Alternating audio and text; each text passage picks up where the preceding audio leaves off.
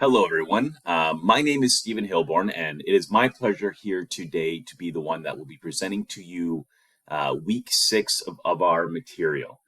So many of you have me in your class. Otherwise, you are taking class currently with Allison Swarbrick. As Monday is the Thanksgiving holiday, obviously there will be no class, and we want you to enjoy the opportunity to spend some time with your friends and perhaps your family. We also have lost a lot of Mondays in this particular semester. And just the way that this particular course is set up with having an industry partner as well as these field trips, there is a requirement that we have you watch some of the material. Now, over COVID, I totally understood how attention spans work. So what I will do is I will present to you over as small amount of time as possible, 30 to 45 minutes, what we would be talking about in our typical 3-hour class. I will also recommend that before the test and before maybe we start putting some of the report portions of the major project together, that you do go back to this PowerPoint and look through some of these slides as they will pertain to what kind of recommendations that you can make for your industry partner. While we also have you here, real quick, I will say I have been speaking with the industry partners, and I've been on the phone a lot with them in the last little week or so. They are so very excited to host you all.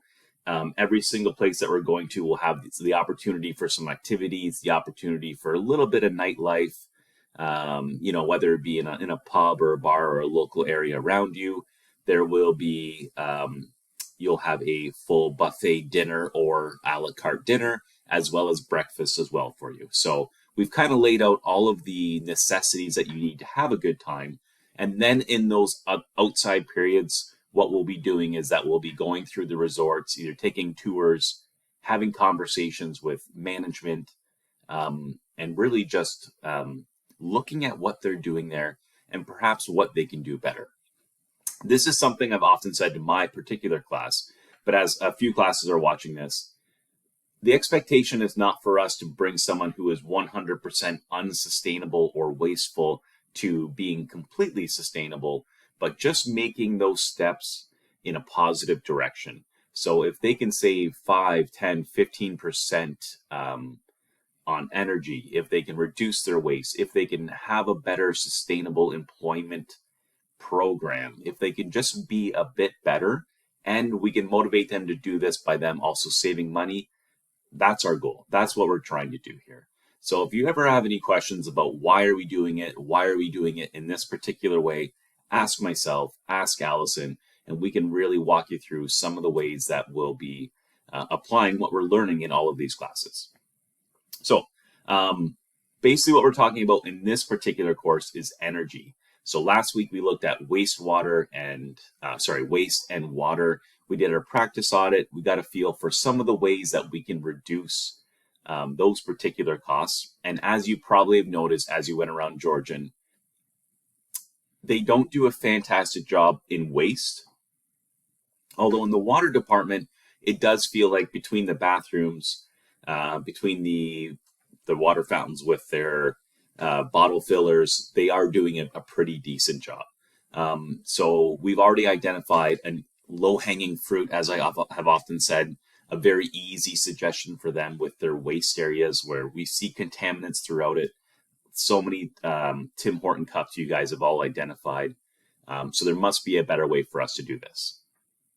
We'll also look into a little bit of things about lighting, as well as air pollution, and then also some ways to incorporate green energy into the hotel/resort.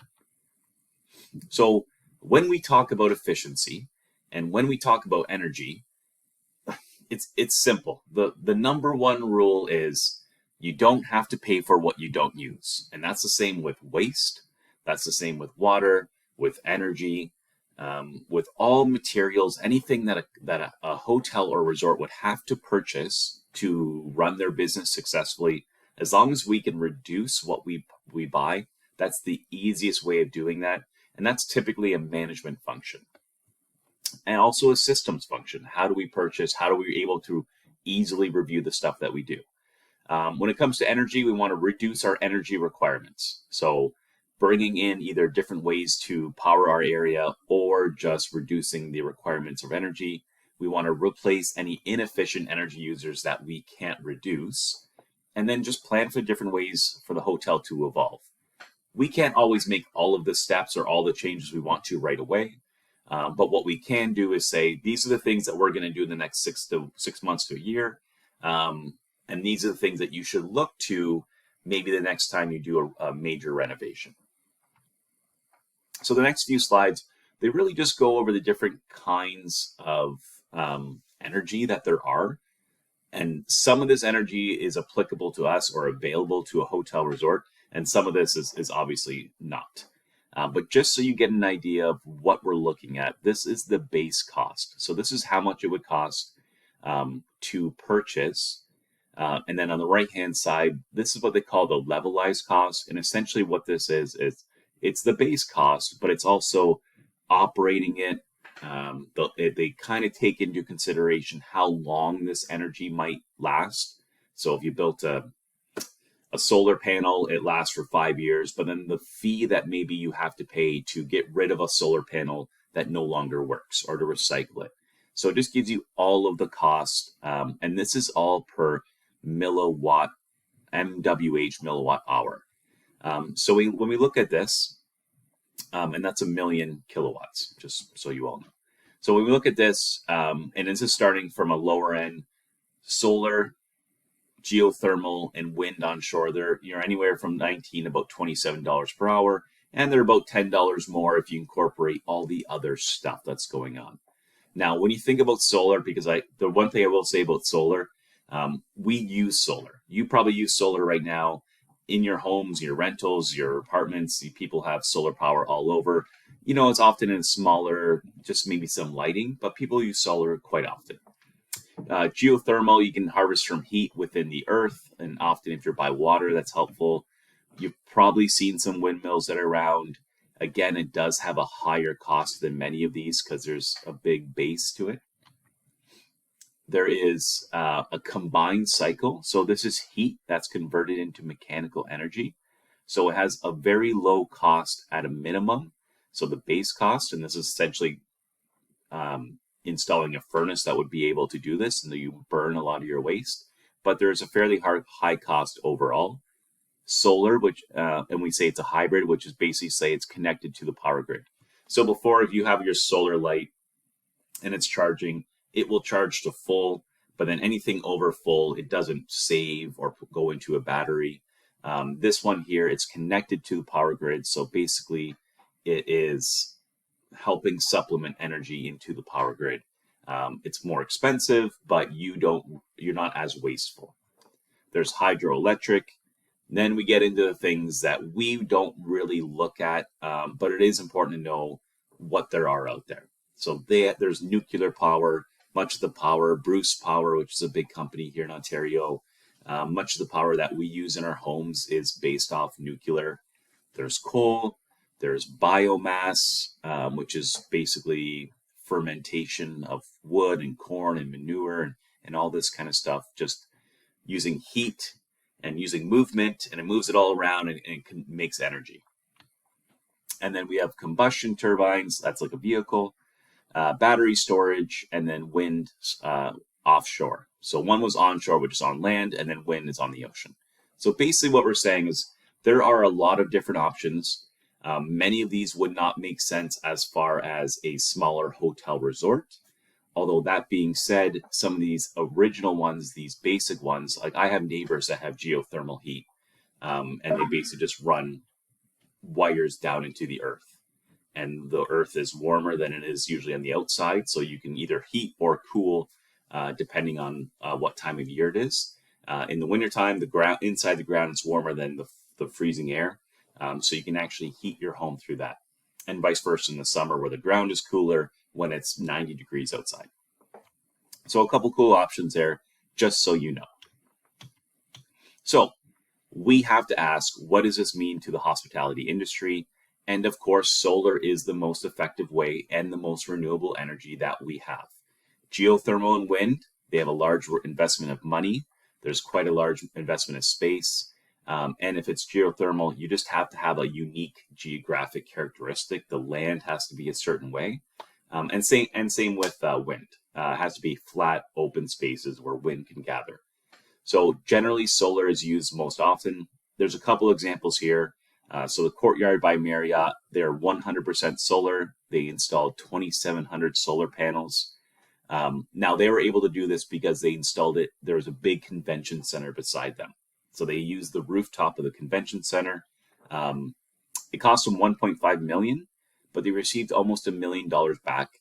So when you think about that, they did that for 33% of the cost that it would have been, and they're not paying for any power. So $500,000 is what they paid, and they'll never have to pay for power again. And once they pay that $500,000 back, they will just start making a lot more money.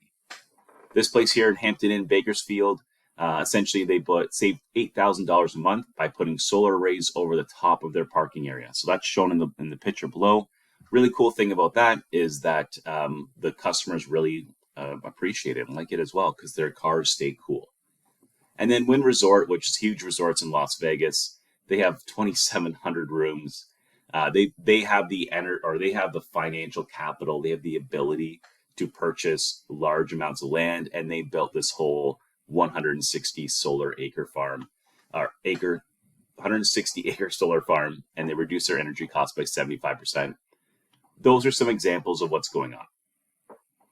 To give you an idea of where we spend our energy in hotel resort, so one we're looking at hotel, one we're looking at a pub here, so at the food and beverage area.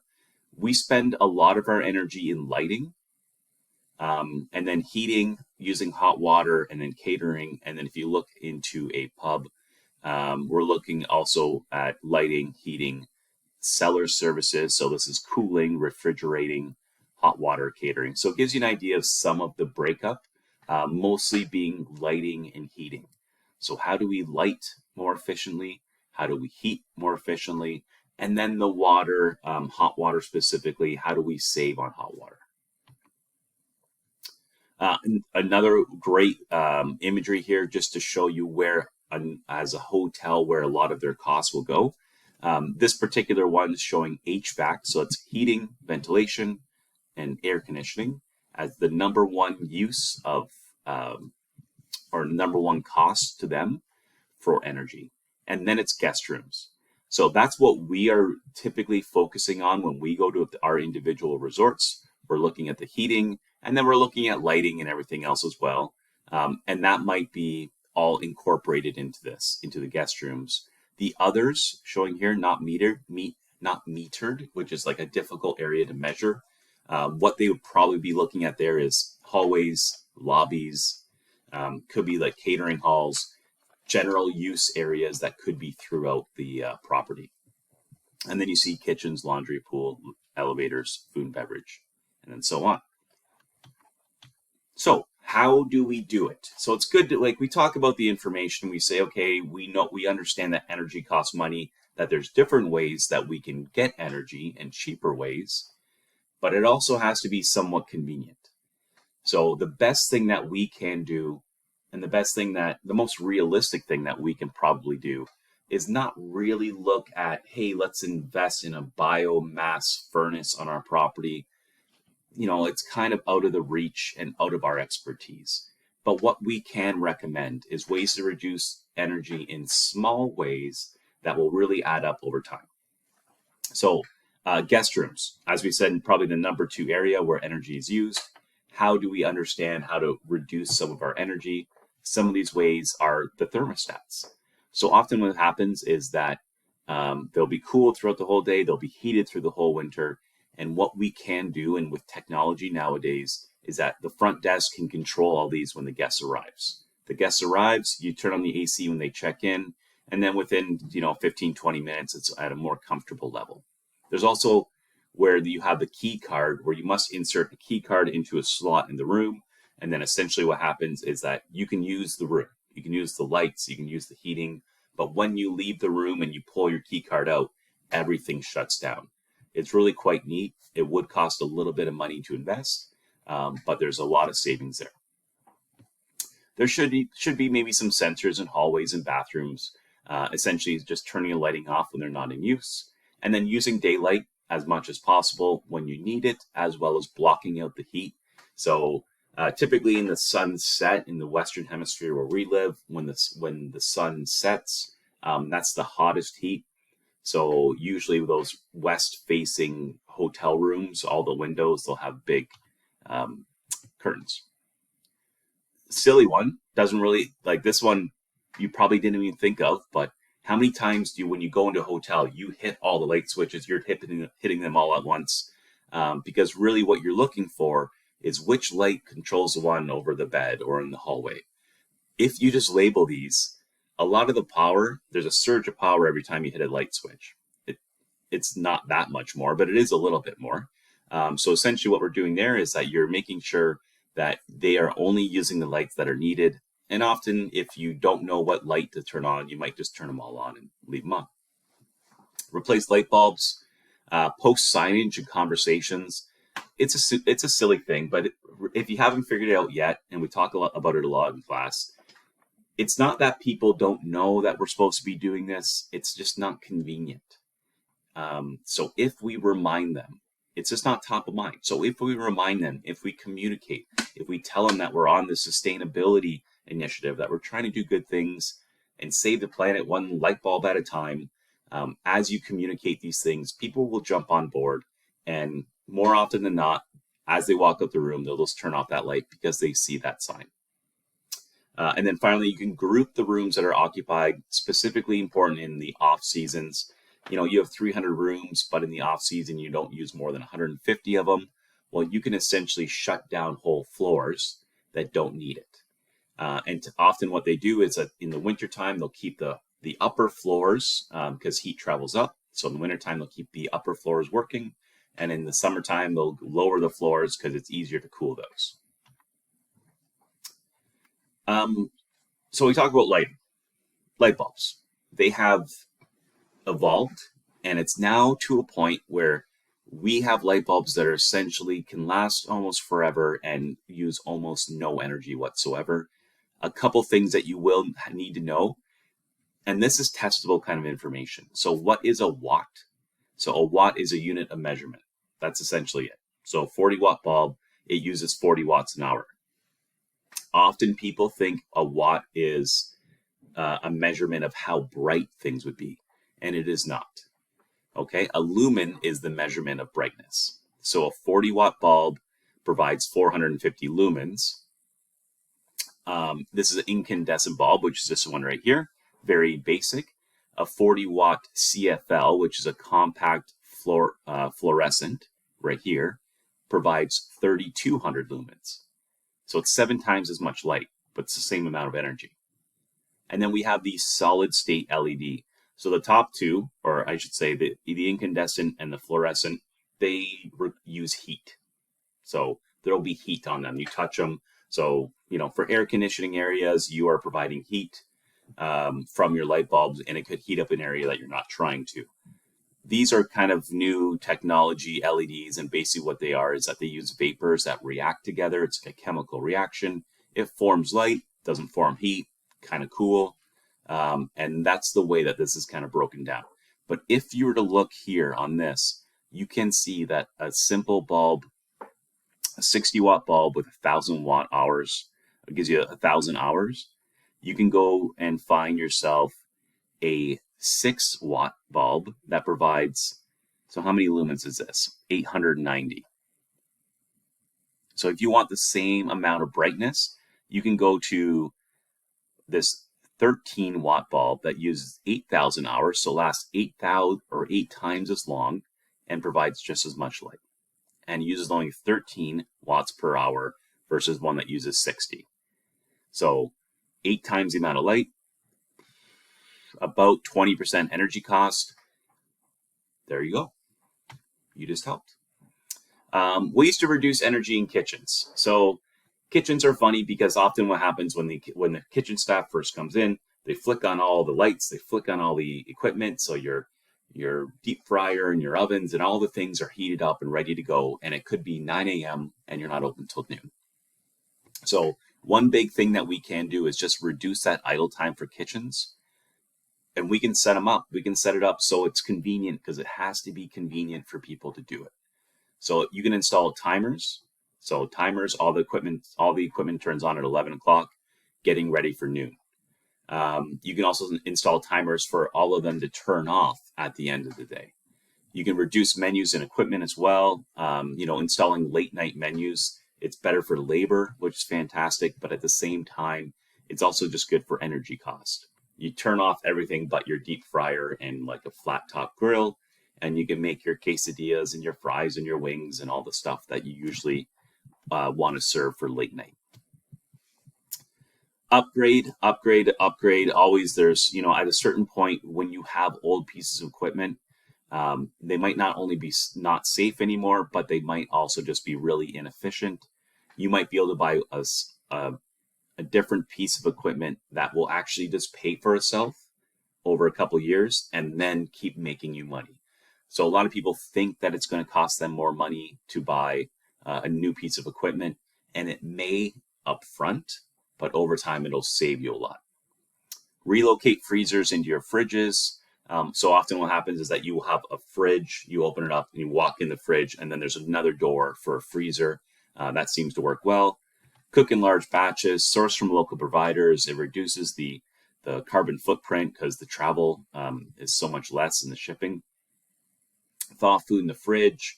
Install those curtains. So when you open up the fridge, you have to kind of go through a couple curtains.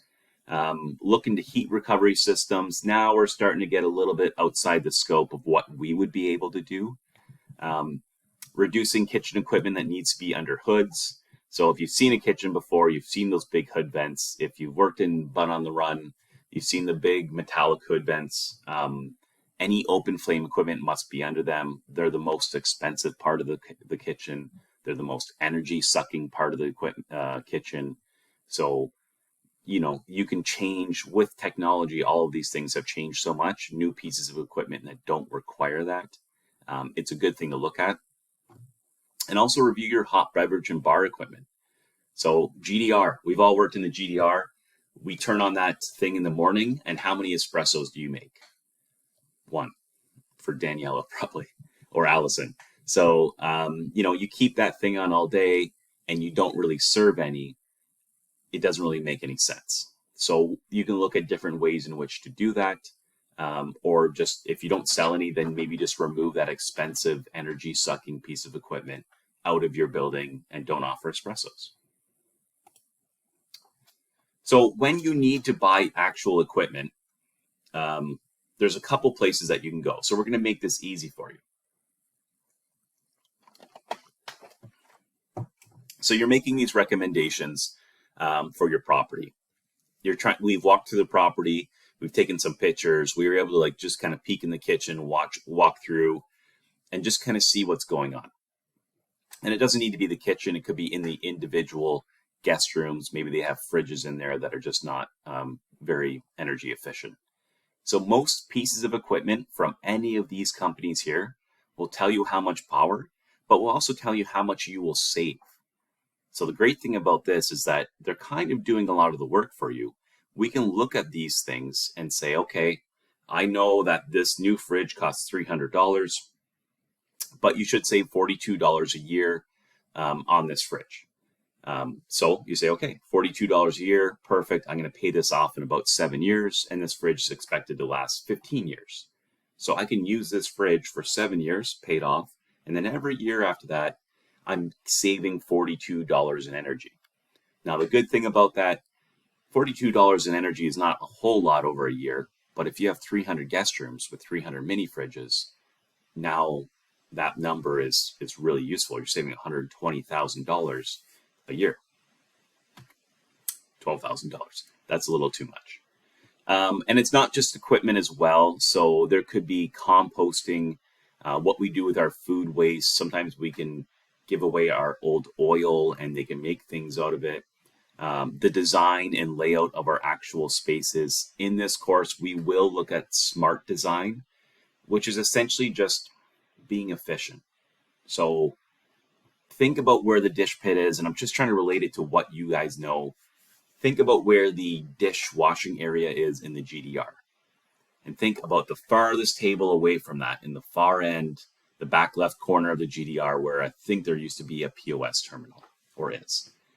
Now, if that dishwasher was now moved to the far end of the kitchen and get into that prep area where all the sinks are in the back, you would have to do maybe 20, 30 more steps to get to the back there. And then 20 or 30 more steps back the other way. And before you know it, you're wasting a lot more time. You're tiring out your staff. You're having like a less responsive serving staff because you're taking more time. And it just really doesn't make any sense. So we can change the layouts of our spaces to be more efficient, as well as how we clean our spaces. Things that we should do: take out single-use items. They should generally not exist. And if they do exist, they should be 100% recyclable. What you probably don't know is right now, all of the black containers that most restaurants use for takeout, the black portion of those takeout containers are not recyclable, which is crazy to me. And there's partners like Second Harvest. So they'll come and pick your apple trees, or if you have a garden in your thing, if you have gardens on your property or orchards on your property, apple trees on the resort property, you don't use them because you don't know how to, they'll just come and take care of all that. So there's lots of information there. Again, as I said, we'll probably review back to this when we start doing our actual recommendations. And then you can pull some information. This just gives you an idea of some of the Energy Guide, Energy Star. So what they'll tell you is how much the estimated yearly operating cost for this clothes washer is. So it's $22, uses 208 kilowatts an hour, and should cost you about 15 for this, but 22 overall because you're using water. And this one here, it's better, and now you're saving $12 in between these two different options. Another idea here, so this is an Energy Star report, U.S. hotels, and basically what they're saying is that the average U.S. hotel spends $2,200 on energy costs per hotel room. Okay, $2,200. If you have 100 hotel rooms, it's $220,000. It's quite a bit. So when you think about that, if you can just save 10%, on the right-hand side, you should see here, clothes washers. A base model might cost you $136. Energy Star, the best available, $61. That's more than 50%. Air conditioners, not as much. Central air conditioners, quite a bit of savings. There's a little bit of savings in refrigerators and dishwashers and computers. There are so many different options and ways to save money. And if we did a little bit of math, so in a 150-room hotel in Canada, you would be spending about $470,000 per year in energy, which is an insane amount. That's a lot of rooms that you have to sell to pay for those. So reducing the cost of energies for these rooms by 10%, which is not a lot. We're looking at 50%, 35% or so. This one here is like you're saving 70%. So if you're able to reduce it just by 10, you would save the hotel $47,000 a year. A lot of these places that we go to will have pools. Some might have gyms. All of them will have laundry services. So some of the ways that we have to understand is we can't get rid of these. People aren't going to come to your hotel because you are sustainable. People are going to come to your hotel because you are sustainable, but you also have pools and gyms and laundry services, right? So you can't remove the reason for people coming there. What we can do is just be more efficient with it. So general minimum temperature setting, indoor pools, if you actually keep the air 1 degree Celsius above the pool temperature, it reduces evaporation. It takes a lot of water to fill up a pool, and it's heated water as well, so it costs a lot. You can solar heat units for pools, so you can use the solar power to heat your pools as opposed to using energy. Install timers and saunas. I think the majority have these for safety reasons as well, but for both safety as well as just saving, install a timer that it won't be going on for more than 10 or 15 minutes. You can use gym equipment to power the building itself, or at the very least, power the actual piece of equipment. So if you're trying to see the calories and steps and the distance that you're taking, you should be, moving on the spot. I'm trying to be animated to keep your interest, guys. Everybody wake up. There are also, basic things such as insulation, good windows. If you had a sauna that's very drafty, it just is inefficient. It doesn't make any sense. Running off laundry only on full, schedule the timings to coincide with lower costs. There's so many options of things that we can do. Just putting covers on outdoor pools and hot tubs because it keeps the heat in. These are great ways. So we went through guest rooms, and then we went through kitchens, and then we also went through some of the ways to lessen. Excuse me, I got to drive through. Reduce energy costs in pools, laundries. Finally, we have our outdoor areas, and it is one of the main reasons why many people come to the resorts that we often deal with. The Muskoka area, Parry Sound, Banff. They're not there for urban city life. They're there for the natural rural areas.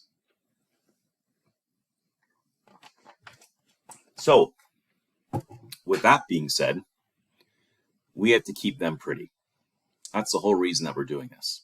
We got to keep our natural areas natural and there for a long time.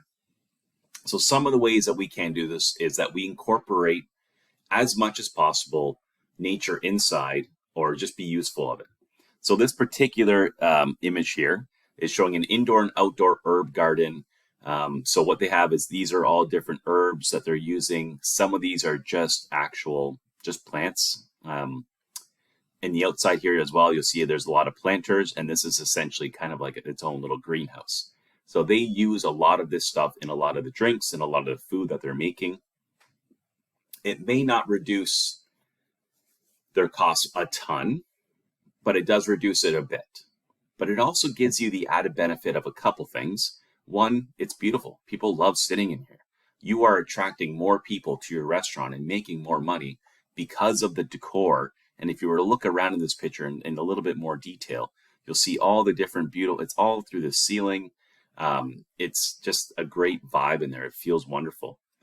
And on another side, or another positive aspect, these are air filters, right? So they also will filter the air.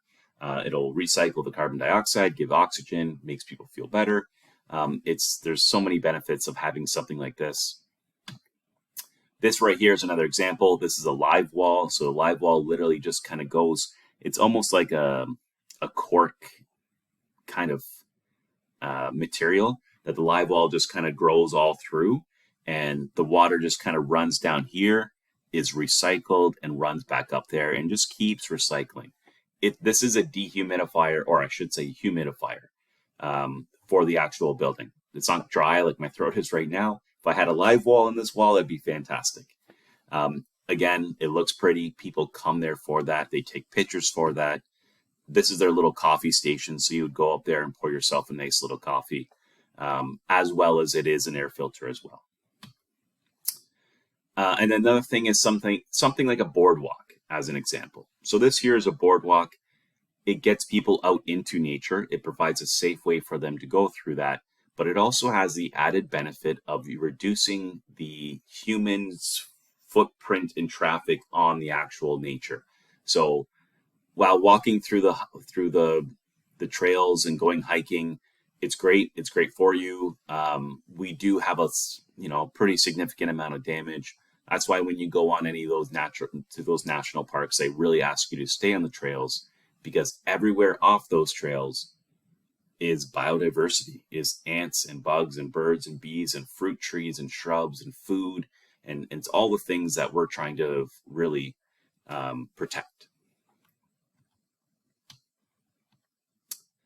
So ways to reduce energy with outdoor areas. So there's actually a lot of really fun, cool ways that you can do this. We're doing a few of them already at the college. So solar lights. Use solar lights anywhere outdoors that you can, except for if they're a safety area, right? So you don't want the street lights to have to go out because there wasn't enough sun that day. But a lot of the areas that we light with solar lights can be just for the ambiance. It doesn't cost us anything. Again, the customer likes it. It looks nice. and that's something that we should be doing. Use garden spaces, use native plants, plant shade giving trees in areas that will help cool off buildings or patios, so you don't need to refrigerate, air condition them. Limit your ornamental grass lawn areas. I understand that some nice, really clean, manicured lawns are necessary, especially if you do weddings or have functions or things like that. But at the same point, you have to mow it, you have to water it. It's expensive to maintain. You have to pay somebody to do that.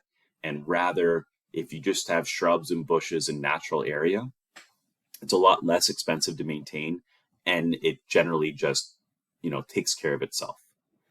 Using outdoor kitchens, just like we have those indoor kitchens in the restaurant imagery that you saw, use those outdoor kitchens for common vegetables and herbs. We're in Canada. We're not going to supplement all of our food. It's an impossibility. But what we can do is that we can grow quite a bit of it. Right now it's fall, so it's the harvest time for a lot of squash, the heavier, starchier vegetables, corn, all of those things right now are available, pumpkin. So you'd probably kind of cater a lot of your soups and your stews and your side vegetable dishes around those right now. You can preserve them, you can make them into sauces, and if you have extra, donate it to the staff, right? We're going to talk about sustainable employment. Why do people like to work where they want to work? How do we keep hospitality employees enjoying their job day after day, even in the slow seasons? Donate it to staff or give it to a local community. That'll help as well. Reuse everything that you could. We looked at a picture of boardwalks. Renovations always happen in these places, but boardwalks can be just reuse old wood from different areas or build planter boxes. You should collect your rainwater. It really is just quite simple to use. You're not collecting the rainwater away from plants that would need this rainwater. You're just typically collecting your rainwater off of roofs. Or you can also use some local access to the water areas in your location. Simplicity. Lay out your travel pathways around the property. Be simple and straightforward. Use signage, and specifically use signage in regards to sustainability. Talk about it, promote it, be that green champion. People don't roll their eyes at those signs. They look at them and say, that's cool. I'm actually going to be paying you more money when I book your hotel rooms because of your sustainability, because I know that you're better for the environment. And seeing those signs will give me proof that you are sustainable. So now I have a little bit of value for the price that I paid. And then use local resources as much as you can, right? That's a huge component. It's so much better if we just shop local, you purchase local. Yes, I'll be honest, you will probably spend a little bit more if you purchase local. So if you go to the farm around your area and you get blueberries as opposed to buying it from the grocery store, you might pay a little bit more, or you might have to make an extra trip. But that being said, it's less transportation, it's less international products that are being shipped across overseas. There's pesticides, there's preservatives. It's like literally all the things that give us cancer are involved in maintaining food for a long amount of time. So if we can be local, it's going to be much better for us. And sustainable spaces. So we talked about guest rooms, kitchens, outdoors, indoors. But when we also have to understand that it's not just about energy, and we've just realized this quite a bit in the last couple of years through COVID. Air quality has a huge impact. Many of you have come from countries that air quality is an issue. That some days that you are recommended to not be outside. There's smog, there's pollution, it's bad for you. So maintaining air quality in and outside of your property is very important, as well as air temperature and noise pollution. So keeping the right air dynamic. So the pandemic has brought to life, as I said, the importance of having air quality systems in your home, school, and workplace. The school has those black boxes. You might have seen them. They're little mini air HEPA filters. They're okay, they're fine, but there's different ways that we can do this. So one of which is also making sure that we work at the right temperature. I believe it's sustainable, the SDG, Sustainable Development Goal number 8, that talks about doing good work, but providing workplaces that people want to work in and are sustainable in themselves. They pay the right amount of money. They have the right kind of working environment that people enjoy. And one of those is the air quality and the air temperature. So a food service area as a minimum cannot be less than 19 degrees and cannot be more than 29 degrees Celsius. Office space are about 20 to 26 degrees Celsius. So you have to keep them within those areas to maintain productive employees. If you are higher or if you are lower, and this little chart here at the bottom will generally show you that if you have a very hot, so this is 31 degrees, if you're doing light work at 31 degrees, that's about the maximum. If it's for 75 to 100% of the time. You can do moderate work at 28 degrees. After that, you cannot do any heavy work. And here they say this is the amount of time that you are working to resting. So you're only working 25 to 50% of the time. Yeah, we'll let you work very heavy labor at 28 degrees Celsius. But you have to be resting at least 50 to 75% of the time to ensure that you are not going to keel over and die. So it gives you one of those gives you an idea anyways of how important those right temperatures are. So another way that we have to increase air quality, keep temperatures in check. I don't know if you've experienced this. You've got into a room that's far too cold, that's far too hot. You're sleeping there at night, you're laying in your bed, and you're tossing and turning because you can't get cool. This will affect your time. If you've been on a plane that's too hot, you've been on a plane that's too cold, you know how much it can affect you. So there are some ways that we can maintain air quality and keep temperatures in check that are sustainable. Not just increasing the AC or lowering the temperature on the AC unit. So one is keeping parking lots and idle spaces for buses away from the main entrance. So they actually saw this at Notre Dame in it's a huge cathedral in France. Anyways, basically what they have noticed is that so many buses were parking outside for tour groups that the inside of the building was just heating up and the actual brick was starting to fall apart because of all of the pollution. So it's one of those things that while you want parking to be convenient, often people drive up, drop their bags off, and then they can go park a ways away. So often they're not idling there. When they turn their car on and off, they're not doing it right in front of your doors. It is helpful. You should also install a vestibule or a roundabout. So right here in this picture is a vestibule. Now, the great thing about vestibules is essentially we are a country with seasons. So it's either very hot, or it's very cold, or it's wet, or it's fall. And now it's fall, which it was snowing this morning though.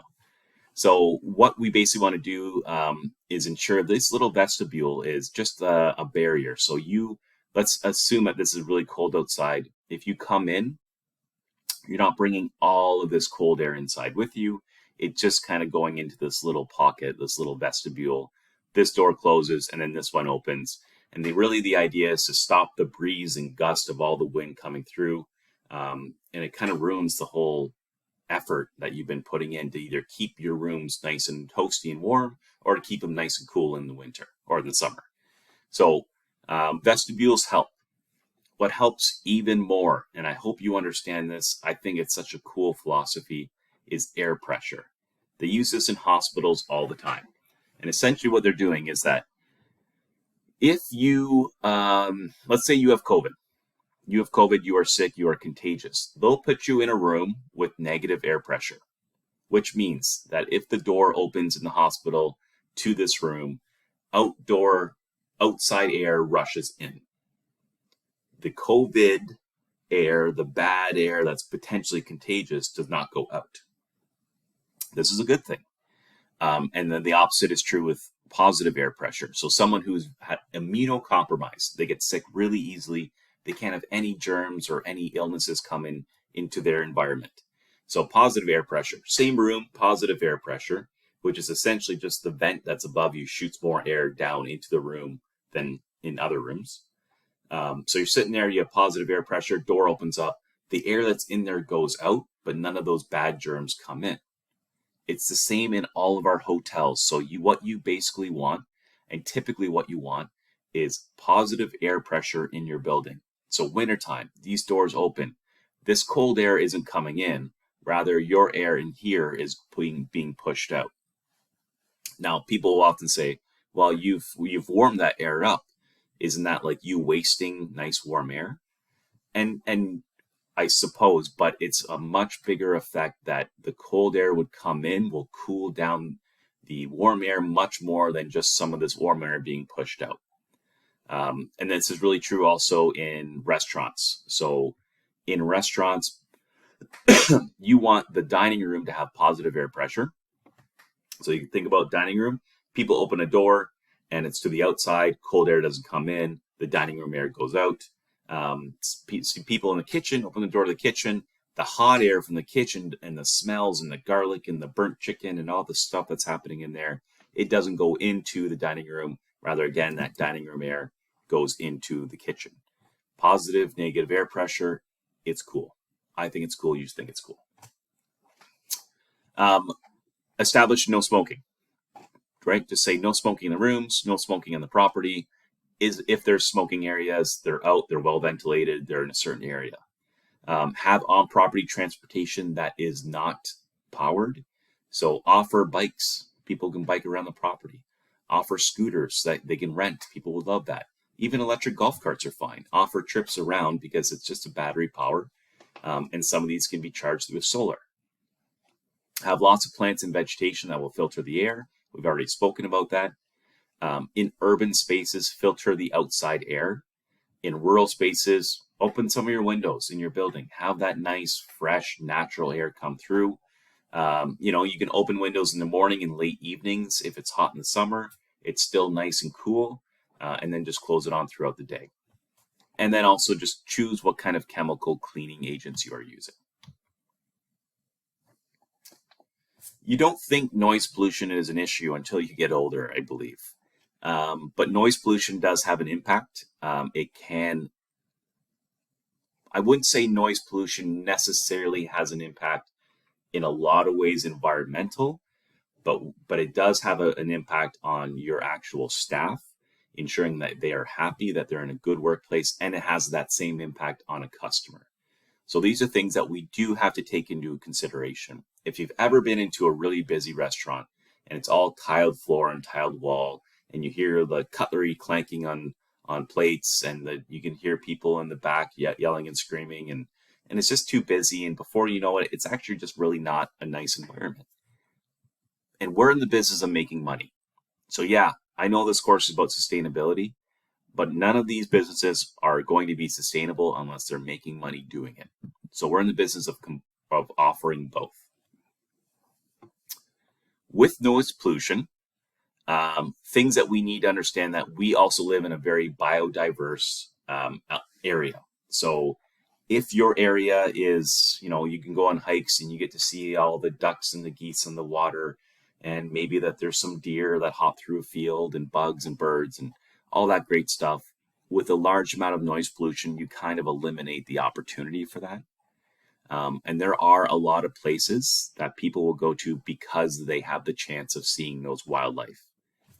So in large areas, there's a few ways that we can change volumes though, and it's quite simple. In large open areas, use fabrics. So you'll see, often you'll see places with carpet in like large dining rooms, like the Kagas carpet. They have curtains, they have fabrics and sails hanging from the ceiling. These are all things that capture the noise a little bit. It mutes it and makes it a more intimate atmosphere. You can see here this wall, this is like a noise capturing foam almost, and it just helps mute the noise in a room so that the noise isn't bouncing off all the walls.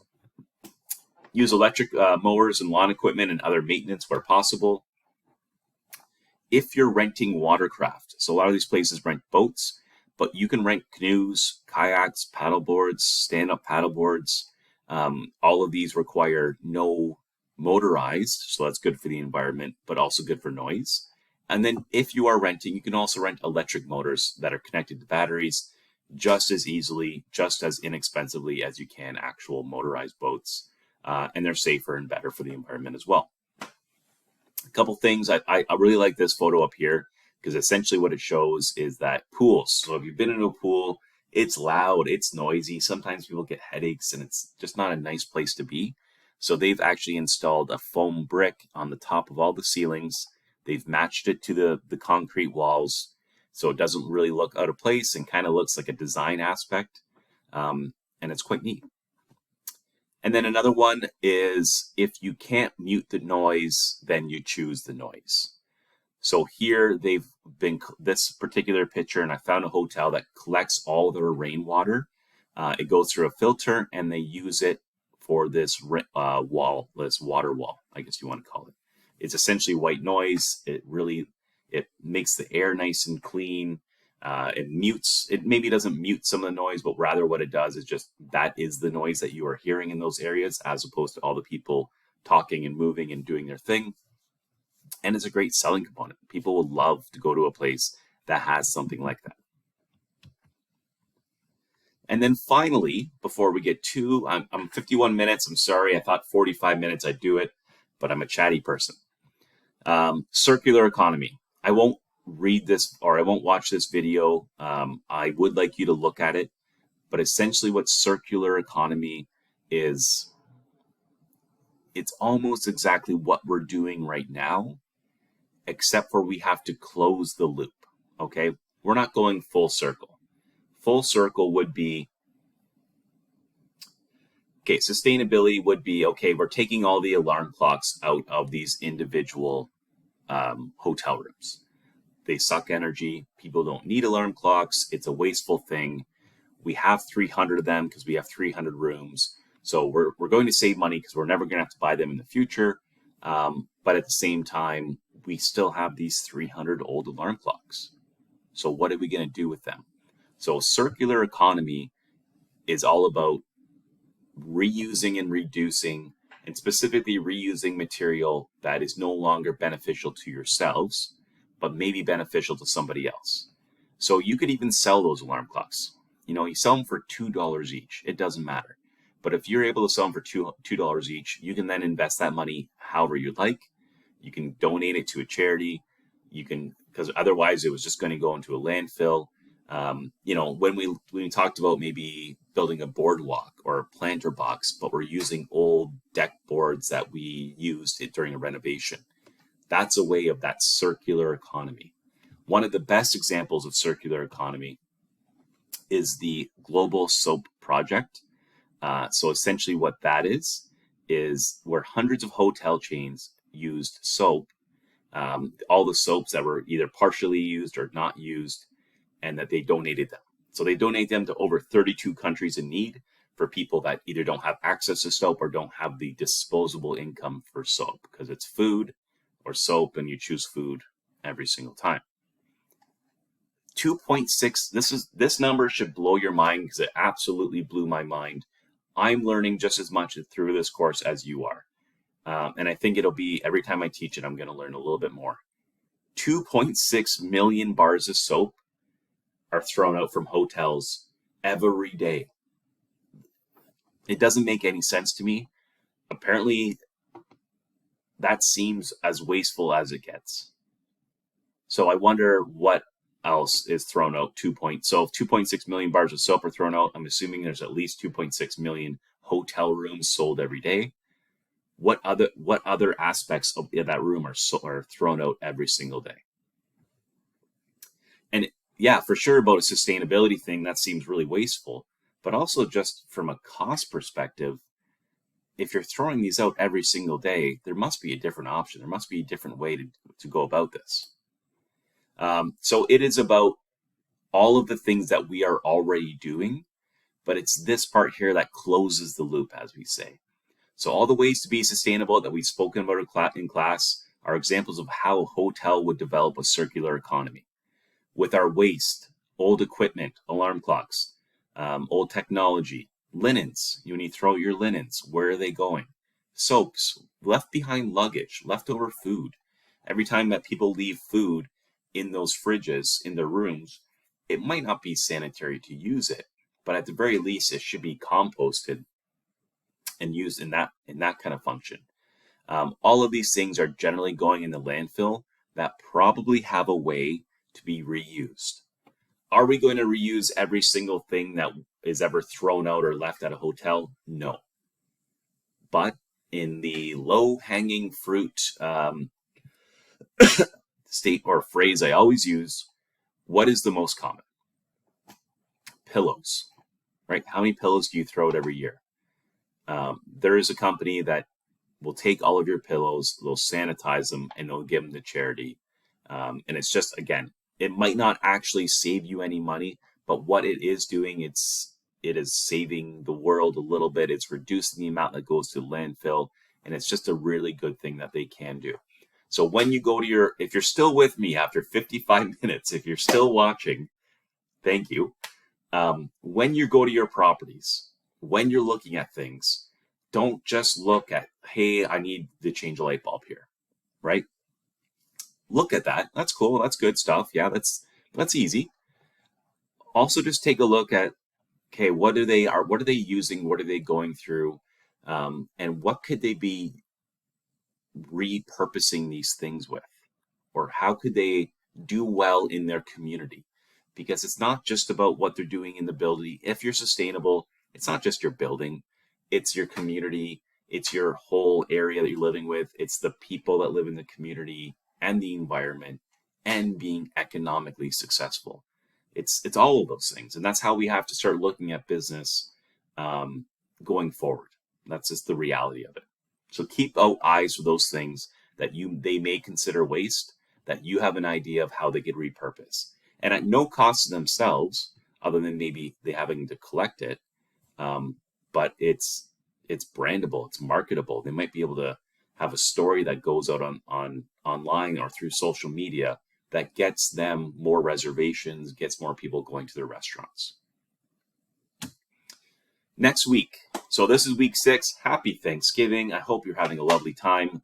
A couple things. So it's a must attend. I need every single person to come to class.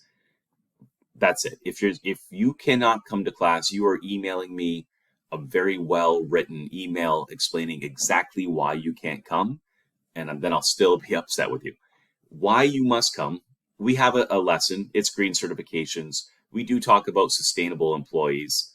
That particular part's going to be really interesting because it's going to be more so talking and polling yourselves on what you believe or what you require to work in this industry for life or for a big chunk of it. What do you require from an employer? What do you require as a fairly new employee in this industry to keep you going, to keep you passionate, to keep you financially able to do it? And the reason that's really important and why I want to talk about that is because we also have the ear. Like we run career fairs. We probably deal with about 80 to 100 employers. And that's just myself and another faculty. And then we have so many others that other faculty deal with. They want to know. I think like the Tim Hortons of the world kind of have a pretty good way of doing it. And why the resorts don't mimic it, it doesn't make any sense. So we're going to talk to you. We're going to poll you. We're going to see, hey, how much money do you need to stay? What other than money? Is it transportation? Is it supervisory positions? Is it room and board so you can stay and eat there for free, but you just have to work there? What are the things that are really appeal to you to be a sustainable employee? Tuition credits, free training. Is it just the workplace and the people and the brand? All of those things. And then finally, after that, next week will be the last time that we see each other before we go on our trip. So before we do that, we will need all the forms filled out. Many of you already filled them out. Thank you. But we'll go through the detailed itinerary. And most importantly, we're going to review the audit forms that you'll be using. Now, we are going to try our best to give you all of these audit forms, or to give you as much as we can. You know, kind of guide you to the things that you're looking for. But every property is different. We haven't been to the properties as well. We haven't been in many of the properties at all. So we don't know what we're looking for as well. So a lot of this is also just going to be your own observation. When you get there, what are you looking for?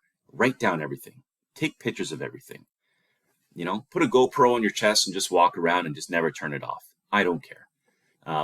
But what we're going to be doing is that we're just going to be looking and absorbing as much as we can during the time that we're there, while also having a little fun. And the idea is that when we come back, we can put these reports together and we can really come up with an amazing recommendations and our final action plan for these companies. It's going to be great. This is Resume Builder. This is Portfolio. You insert this in Portfolio. Sustainability is not going away. As you will see next week, I'll tell you all about the different ways that travelers are looking for sustainable places. And this is a feather in your cap, as they say. This is a big advantage for you to have these skill sets. So thank you so much for coming. If you're still watching, you're the best. 1 hour and 57 seconds. I will see you on week 7. I'm looking forward to it, and I'm really excited about these trips. And I'm sure you're also excited about reading week. We will talk soon.